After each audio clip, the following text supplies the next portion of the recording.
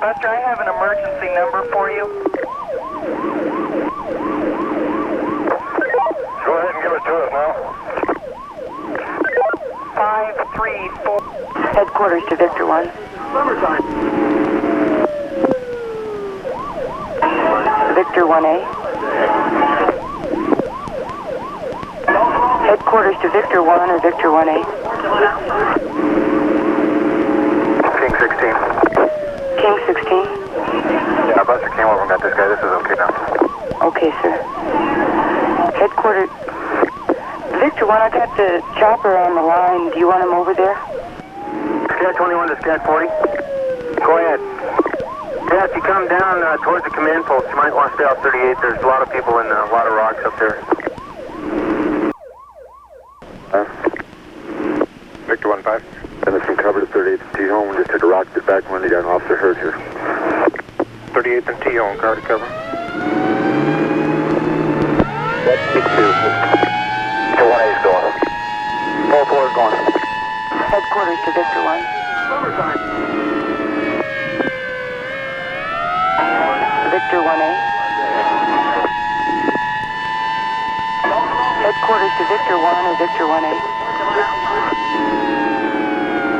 King 16. King 16. Yeah, Buster came over and got this guy. This is okay now. Okay, sir. Headquarters. Victor 1, I got the chopper on the line. Do you want him over there? No. Okay, thanks. King 16 to Scott 22. Scott 22. He's on foot and our guys are chasing him. Got him. 412 to Scott 1. Go ahead, Scott 1. Post off. Your new location, sir. Yeah, we're right up on the hill here. Cruiser 120, the anti-district guard are up here by 42nd and Osage, or Navajo rather. 134. Would you come up and watch the cars for a little bit? I gotta send 19 prisoners and 2 bicycles downtown or they're gonna suffocate. Team 13, we're hitting right charge, we're watching them.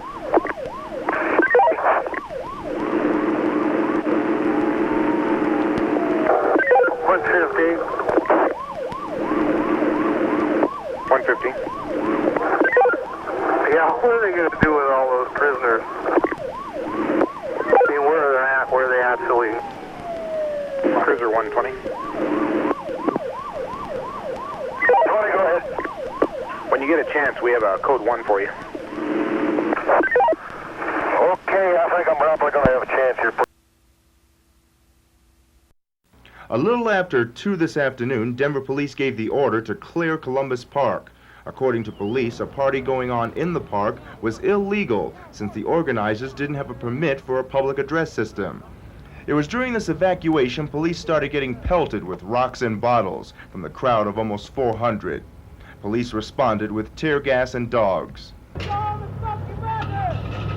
3 hours later, most of the crowd had been dispersed. 19 people were arrested, many for felony criminal mischief.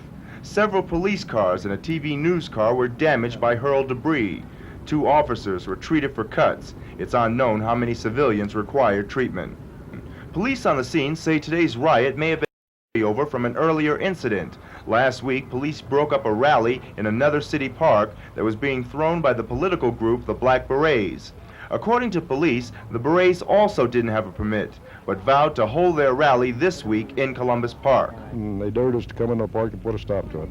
When you say they, Sergeant, who are we talking about now?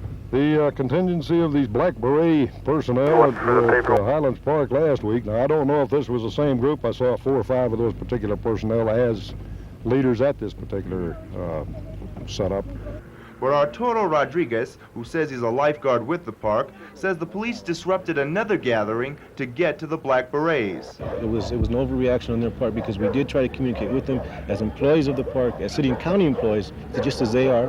We said, let us handle it. We've been doing this for 11 years. We never had a problem with this before. Police and civilians agree this evening's rainfall may have cooled the situation down. However, small bands of youths continue to roam the area. and some civilians are expecting a hot night. Talking with people out here, I've gotten the impression that tomorrow at noon there will be some kind of rally and news conference held here at the park. From what I've heard, there will be a list of grievances read, and then everyone will march downtown to join up with a demonstration against President Reagan. Michael Scott, News 7. There's some very angry people here today, people who claim that yesterday's confrontation with police was totally uncalled for. They say that police were not going to allow yesterday's festival to continue, a festival which had been held the previous 10 years. Police say the reason they broke up the peaceful celebration in Columbus Park, also known as La Raza Park, is because the 800 people on hand had no city permit and that they were there illegally. 10 minutes after carnival goers, including women and children, had been warned to clear the park, police moved in. It was during the evacuation that police were pelted by rocks and bottles. They retaliated with tear gas and dogs. 3 hours later, it was over. 19 people were arrested, 2 officers suffered cuts, and many of the citizens treated each other for burning eyes caused by the tear gas and for cuts and bruises. Again, the apparent reason for the confrontation, the lack of a permit. You will find no city records of any permits ever being granted here, with the exception of this past July 7th. This was an informal agreement and has been a practice, a standing practice for the past 11 years. At noon, just as President Reagan was arriving at Buckley Air Force Base, Chicanos gathered at Columbus Park preparing to march to Corrigan Hall, where the president was to address the NAACP. The orderly march proceeded through northwest Denver, across the 20th Street Viaduct, and into downtown Denver. Chanting slogans, the congregation arrived at Corrigan Hall 45 minutes later, where they joined other groups who had gathered there to deliver protesting messages to the president. Inside, Reagan was delivering his own message and probably had no idea of what was going on outside. Organizers of Sunday's rally say they will not forget what happened yesterday. They are considering going to court and filing a lawsuit against the Denver Police Department. This is Fred Villanueva, News 7. Police misconduct that took place on Sunday does not, and to endorse our efforts to make sure that this does not happen again.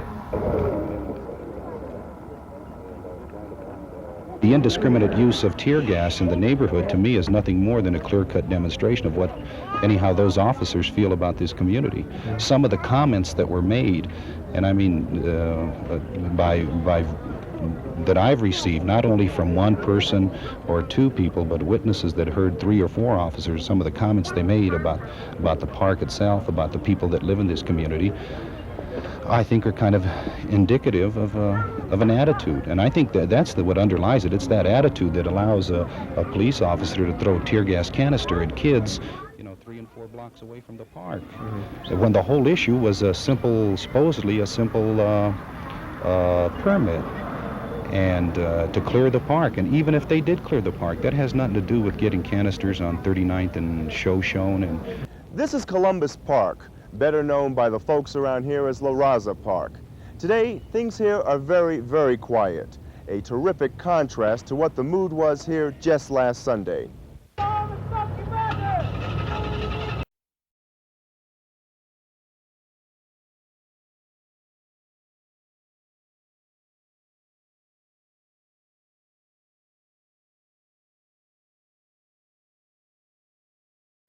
Nope.